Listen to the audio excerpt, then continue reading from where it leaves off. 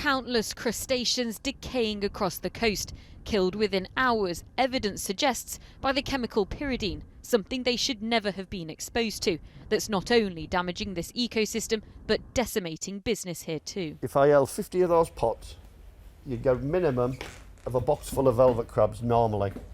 This year, the most velvet crabs we've seen in a day is 7. 7 single crabs. How did you feel when you found 7 crabs? Devastated. Yeah. And it's been like it all year. A year that's almost financially ruined Adrian. It's terrible. The ecosystem is collapsed. What has this done to your business? It's ruined us. It's ruined everybody. In June and July, the lobsters are about £13 a kilo, and I was catching between 1 and 2 tonne a week. As the year goes on, the lobster price rises. They can go up to £25 a kilo, so that would be £25,000 for a tonne. After the dredging, I didn't catch any.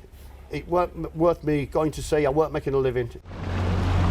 Earlier this year, though, he did go out, except to protest for better research to understand what was happening in the biggest lobster and brown crab fishing ground in Europe, which scientists from 4 universities have now found answers to. We know now how much pyridine is in this sediment that was dredged and dumped at sea, and from that we can actually make pretty good estimates of how much of the local crab population would have died because of it.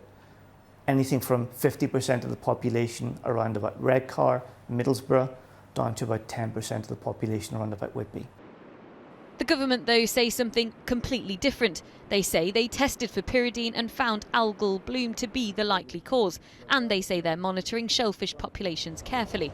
But as dredging continues here, even with a promise nothing will end up in the sea, communities who rely on this industry fear they may not be able to for much longer. Sangeeta Lal, ITV News, Whitby.